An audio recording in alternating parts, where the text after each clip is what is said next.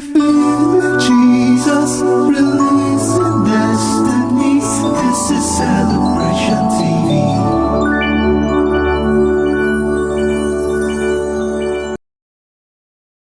Revealing Jesus, releasing destinies. This is Celebration TV.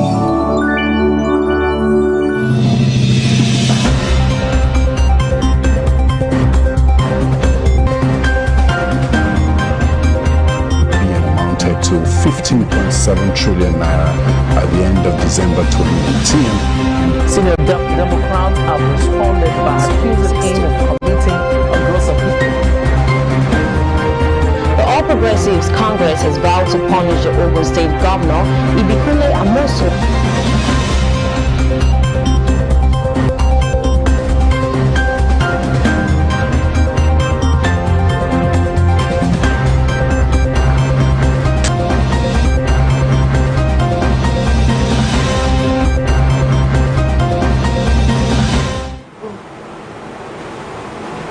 Welcome to Celebration Television News Desk. I am Belly Squatter. Thanks for joining us today. Now the news making the headlines.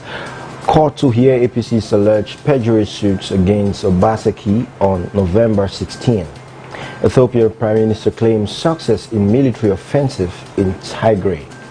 US election results. Trump sues as part 2 victory over Biden narrows. Federal government signs a 105 billion naira AFAM power sale agreement today. And on sports, Afro-basket qualifiers, the Tigers won't camp in Nigeria, says the NBBF. Stay with us as the details of that news comes after the break.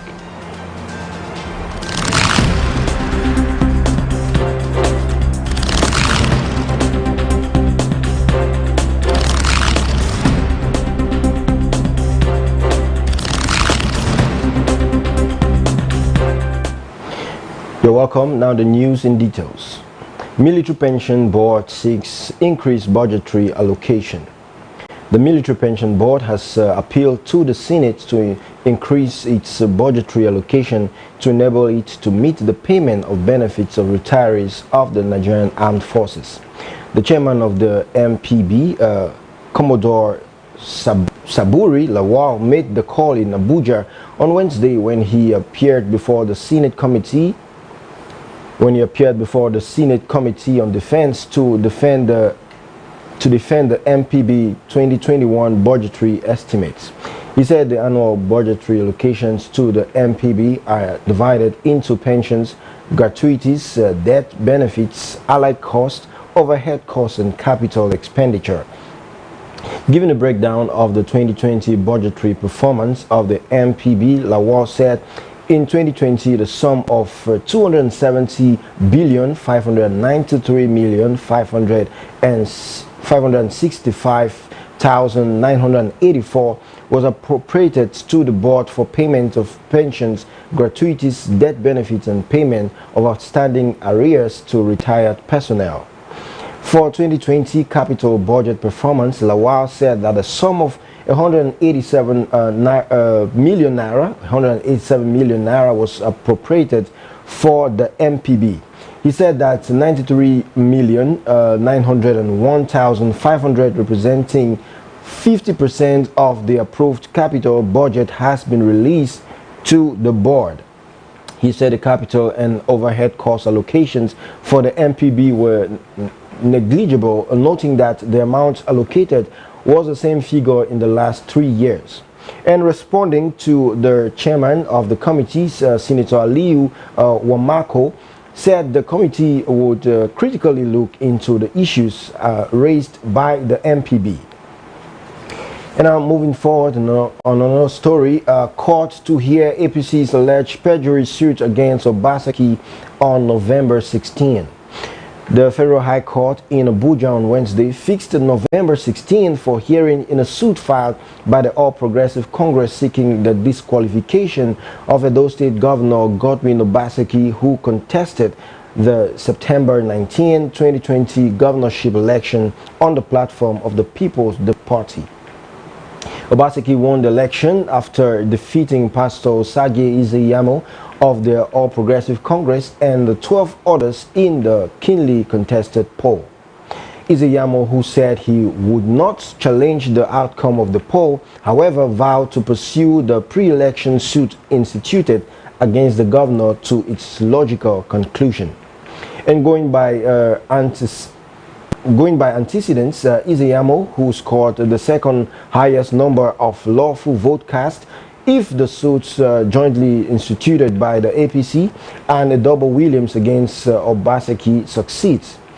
The PDP and the Independent National Electoral Commission were also joined as defendants. And the suit was originally filed on July 14, 2020 at the Benin Division of the Federal High Court, but was later transferred to the Abuja Division of the courts. And Justice Ahmed Mohamed fixed the hearing dates of the suit, which the APC jointly filed with one Double Williams. At Wednesday's court sitting, the plaintiff's lawyer, Chief Akin Alujimi San, urged the court to fix a hearing date since the date proceedings were merely for mentions of the case. While all parties to the suits except the INEC were represented by the counsels during the day's sitting, the matter was adjourned till November 16, 17, and 18. And in another development, ASUP strike protesting at the Poly students' short institution. Many workers of the Federal Polytechnic at Osun State of Wednesday abandoned their duty posts as students of the institution barricaded all entrances to the institutions in protest of the sit-down strike embarked upon by the Academic Staff Union. The protesting students alleged that since the school opened for the first semester of 2019-2020 academic session, their lecturers had not been attending classes and blamed the development on the crisis between the management and members of the Academic Staff Union of the Polytechnic. And during a visit to the institution on Wednesday, the students who locked the school entrance at exit points brought a disc journey to maintain entrance to the main entrance to the campus, who entertained them as they prevented staff and visitors from accessing their duty posts. And some of the protesters who were armed with placards with inscriptions calling for the sack of the rector were cooking food while others were playing table tennis. And speaking to newsmen, the president of the Students' Union of the Polytechnic, Adekunle Ajibade, said the students approached their management when they observed that their lecturers were not attending classes, but no concrete action was taken. And the public relations officer of the institution, Mr. Shola Lawal, when contacted, called for calm and assured that the cause of their crisis would be addressed. And meanwhile, the management of the Polytechnic, in a memo signed by the registrar, Alhaji T.I. Agbola, had directed students to vacate the school premises and hostels immediately. Efforts to get a reaction from the institution's ASUP chairman, Adekunle Masapo, to the allegations by the students had so far proved futile. And on news coming from around Africa, former Ivorian rebel leader asked the army to intervene. An exiled former rebel leader and Prime Minister Guillaume Soro has urged Ivory Coast army to intervene following Saturday's disputed presidential election. Mr. Soro issued a statement on social media calling on troops to restore constitutional order. He was barred from contesting in the election because of a conviction earlier this year for corruption. The Ivorian opposition boycotted the election, allowing President Alassane Ouattara to win a third term with more than 90% of the vote. And there are fears that the disputed election could plunge the country into violence. Security forces have already surrounded the homes of the two main opposition candidates, Henri Konan Bedie and Pascal Afi Nguessan. The duo has announced the creation of a rival administration. And still from around Africa, Ethiopia's Prime Minister claims success in military offensive in Tigray. Ethiopia's Prime Minister Abiy Ahmed has declared the military's operations in the northern states of Tigray a success. In a televised address, Mr. Abiy vowed to continue with the military offensive despite international calls for restraint. The national authorities accused the Tigrayan People Liberation Front, that's the TPLF, which has held power in the state for close to 3 decades, of launching multiple attacks on the military. Now, the TPLF in turn says they couldn't ignore the imminent danger. On Wednesday, an army base was taken over by forces loyal to the regional government of Tigray. International calls for de-escalation seems to have been ignored, and the tension in Tigray keeps rising. The federal government has also declared a 6-month state of emergency in the state of Tigray. The airspace has been closed. Officials in the capital, Addis Ababa, say the conflict is against a small group hell-bent on destabilizing the country. The TPLF has previously accused the central government of plotting to invade the region. Tensions between the TPLF, once a dominant member of Ethiopia's ruling coalition, and Mr. Abiy's government have been building for months. A local election held in defiance of a national delay to polls in widely considered to be the cause of the recent rapid deterioration.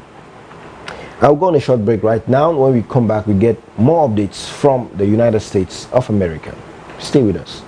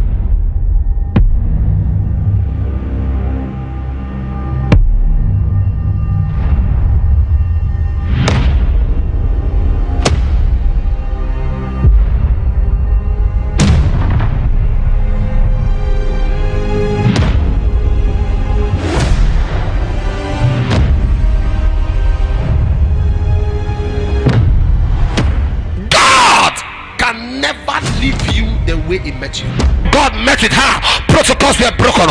When God met with someone, his name was Peter. He was a fisherman, unlearned, not trained, not schooled, not educated. But when God met with him, when he left him, he became an apostle on who the church was built. Anytime God meets a man, he never leaves them the same.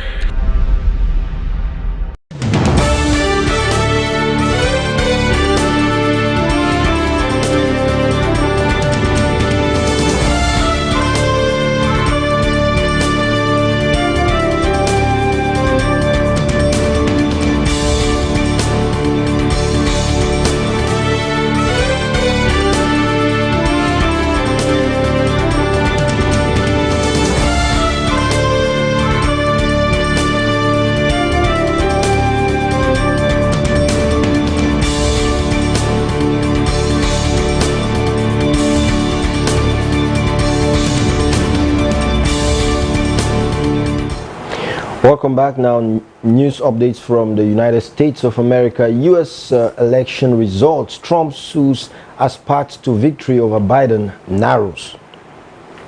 Donald Trump and Joe Biden each claim to be ahead in the U.S. presidential election, even as the final outcome hung on a razor's edge and both sides ramp up for legal action. The Trump campaign is challenging vote counts in the key states of Wisconsin, Georgia, Pennsylvania, and Michigan. Democratic candidate Mr. Biden stopped short of declaring he had won, but he was confident he was on course to defeat Republican Mr. Trump. Overall turnout in Tuesday's election was projected to be the highest in 120 years at 66.9%, found the U.S. Election Project. Mr. Biden had the support of 70.5 million voters, the most won by any presidential candidate ever. Mr. Trump had pulled in 67.2 million votes, 4 million more than he gained in 2016. The bitter election race was dominated by the coronavirus pandemic, which hit a new record high of 103,000 daily cases in the U.S. on Wednesday, according to the COVID tracking project. And on Wednesday afternoon, Mr. Biden told reporters in Wilmington, Delaware, when the count is finished, he said he believes that they will be the winners. And on the other side, senior Trump campaign aide Jason Miller said by the end of the week, it will be clear that the entire nation, that President Trump and Vice President Pence will be elected for another 4 years. And the Trump campaign said the president would formally request a Wisconsin recount, citing irregularities in several Wisconsin counties. The campaign also filed a lawsuit in Michigan to stop counting there because it contended it had been denied meaningful access to observe the opening of ballots and the tally. The Trump campaign also filed 2 lawsuits in Pennsylvania to halt all vote counting until there is meaningful transparency. Mr. Trump is also suing Georgia to halt the vote count there. His campaign said the Republican poll observer in the southern state had witnessed 53 late absentee ballots being illegally added to a pile of votes in Chatham County. And now more updates from England. COVID-19 new 4-week lockdown comes into force in England.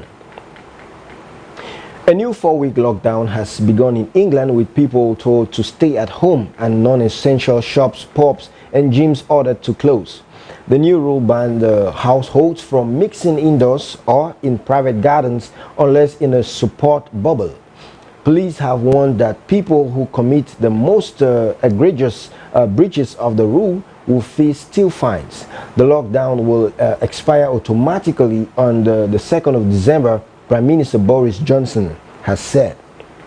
And on Wednesday, the MPs backed the new lockdown, which aims to combat a surge in coronavirus crisis. The lockdown, which came into effect at midnight, replaces the 3 tiers of regional restrictions that were previously in place across England. And the MPs are set to vote on the next step needed to tackle the virus before the 4 weeks are up on the 2nd of December. Mr. Johnson told the MPs that a second lockdown was not something any of them wanted to do, but insisted that the restrictions represented the best and safest part for the country. And on Wednesday, the UK recorded a further 492 coronavirus deaths, the highest daily figure since the 19th of May, and 25,177 confirmed cases. Now moving forward onto business news, design new revenue sharing formula, reps tell RMAFC. The House of Representatives has asked the Revenue Mobilization, Allocation and Fiscal Commission to come up with a new revenue sharing formula that will put more resources at the disposal of states and local governments. The House Committee on Finance, which grilled Chairman of the RMAFC, Mr. Elias Mbam, at a budget defense session in Abuja on Wednesday, said Nigerians were demanding devolution of power, especially on finances. Mbam, in his written presentation to the committee, a part of which he read out, decried the high cost of governance in the country, saying the RMAFC was on the verge of introducing a review. The document partly reads, the cost of governance in Nigeria is very high and has continued to be on the increase. The RMAFC boss also called for the separation of the offices of the Accountant General of the Federation and the Accountant General of the federal government.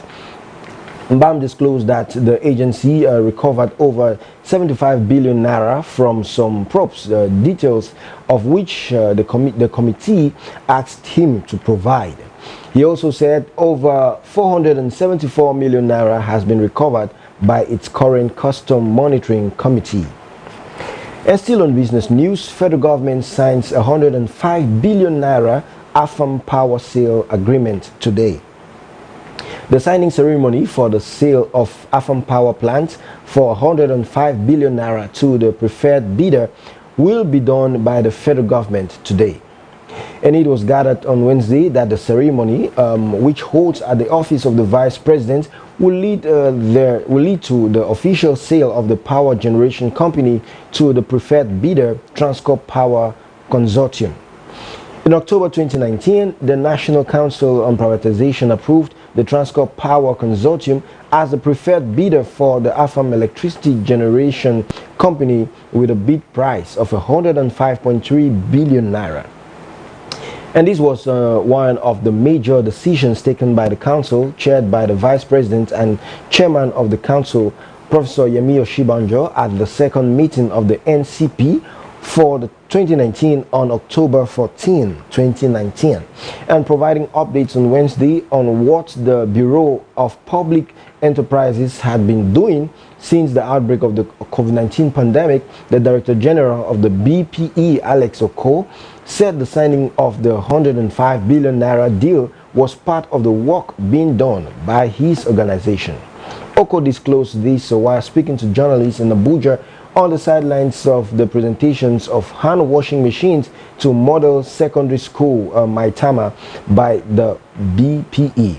The BPE boss said the successful investor will make part payment and subsequently clear the balance. And on the recent allegations by the National Assembly that the Bureau diverted 2.5 billion naira, Oko said the BPE was still responding adequately to the development, and he added that the agency was engaging the National Assembly to resolve the issue. We'll go on another break, another short break. When we come back, we get news from the world of sports.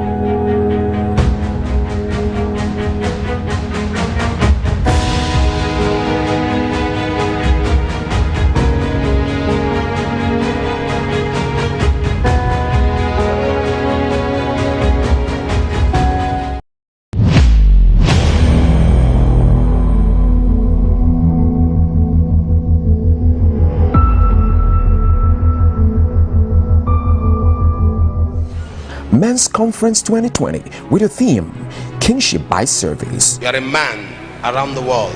This is an opportunity for you to come and just get blessed and enjoy the very presence of God, enjoy the anointing of God, enjoy the grace of God. We are believing God for miracles, for signs, for wonders, for men taking their place in the name of the Lord Jesus. Date 11th through 13th November 2020, 9 a.m. and 4 p.m. daily. Happening live at the International Worship Center, Omega Fire Ministries, Kilometer 132, Binio-Kene Abuja Expressway, Auchi, Edo State, Nigeria. For inquiry, call +234 806 464 6180.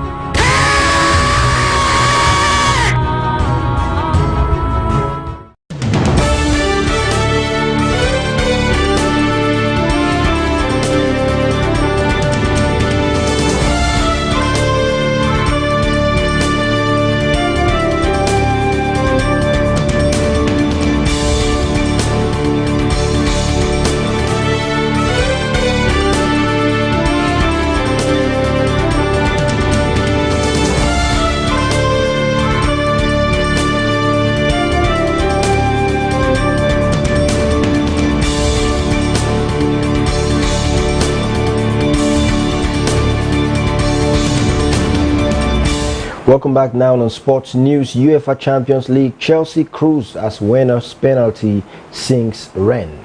Frank Lampard praised Jorginho's professionalism after the Italian gave penalty duties to Timo Werner as Chelsea powered to a 3-0 win against 10-man Rennes in the Champions League on Wednesday.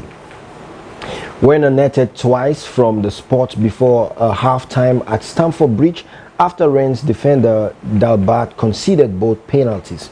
Dalbert was sent off after the second penalty, and Chelsea made the most of their numerical advantage to score again through Tammy Abraham early in the second half. Werner has taken over from the Jorginho as Chelsea's penalty taker after the midfielder's recent misses, and Lampard was pleased with the way he handled the change. Lampard's side are top of the Group E with 7 points after 3 games and look well set to qualify for the last 16. Chelsea have started a Champions League campaign with 3 consecutive clean sheets in the last group stage for the first time since 2009 and 2010. And as well as keeping 5 successful clean sheets in all competitions for the first time in 10 years, banishing the defensive problems that ailed them earlier this season. The Blues have scored 10 goals in their last 3 games.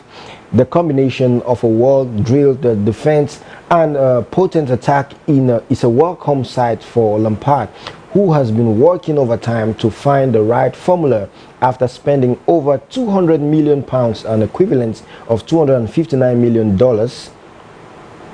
on a new signing in the close of the season. And Gomis made a good save to deny Olivier Giroud in the closing stages, but Chelsea had already done enough damage. Chelsea's keeper Edouard Mendy, who joined from Rennes in September, was rarely tested against his old club. Mendy did make one good save to keep out Jeremy Dokuma's strike in the final moment, giving the Senegal international 6 clean sheets in his last 6 appearances. And now in another sports news, and lastly on the news desk, Afro Basket qualifiers, the Tigers won't camp in Nigeria, says the NBBF. Nigeria Basketball Federation has confirmed that the Tigers will not hold their training camp in the country ahead of the 2021 AfroBasket qualifying game in Rwanda. The second round windows is scheduled for November 25th to 29 in Kigali, while the AfroBasket 2021 will run from August 24th through September 5th, also in Rwanda. And the Tigers, runner-up at the 2017 AfroBasket, will be hoping to win all their games in Rwanda to put them in pole position for the 2021 tourney at the magnificent 10,000-seater Kigali Arena. The NBBF's Secretary General Afolabi Oluwayemi, or Labisi, who confirmed that the federation officials are still gathering the names of players to be invited also revealed that there will be no camping of players in Nigeria ahead of the qualifiers in Kigali. And Nigeria is grouped alongside host nation Rwanda, Mali, and Algeria in Group D. The Tigers will begin their race for qualifications against Algeria on November 26th before taking on Rwanda on November 28th. And the last game will be against Mali on November 29th. And the top 3 teams from each group will automatically qualify for the FIBA AfroBasket 2021 to be held in Rwanda. And that's the size of the news for us today on Celebration Television News Desk. If you're just joining us right now, you can get the recap of the news making the headlines. Court to hear APC's alleged perjury suit against Obaseki on November 16. Ethiopia Prime Minister claims success in military offensive in Tigray. U.S. election results, Trump sues as path to victory over Biden narrows. Federal government signs a 105 billion naira AFAM power sale agreement today. And AfroBasket qualifiers, the Tigers won't camp in Nigeria, says the NBBF. And today on our photo of the day, our photo says, it isn't where you came from, it is where you are going that counts. It isn't where you came from, it is where you are going that counts. So don't rely on your background, but look to the future and see what the future holds for you. You can tell us your comments, or you can tell us what you think about that on our social media platforms. On Facebook, we are Celebration TV.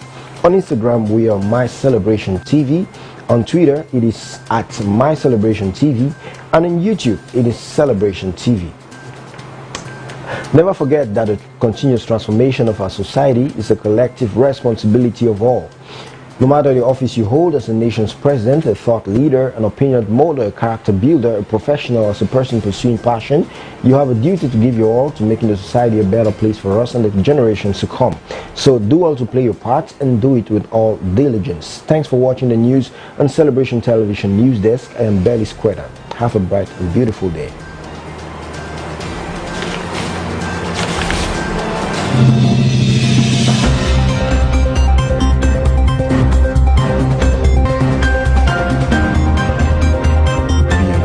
To 15.7 trillion naira at the end of December 2019. Senior Democrats have responded by accusing him of committing a gross offense. The All Progressives Congress has vowed to punish the Ogun State Governor, Ibikunle Amosun.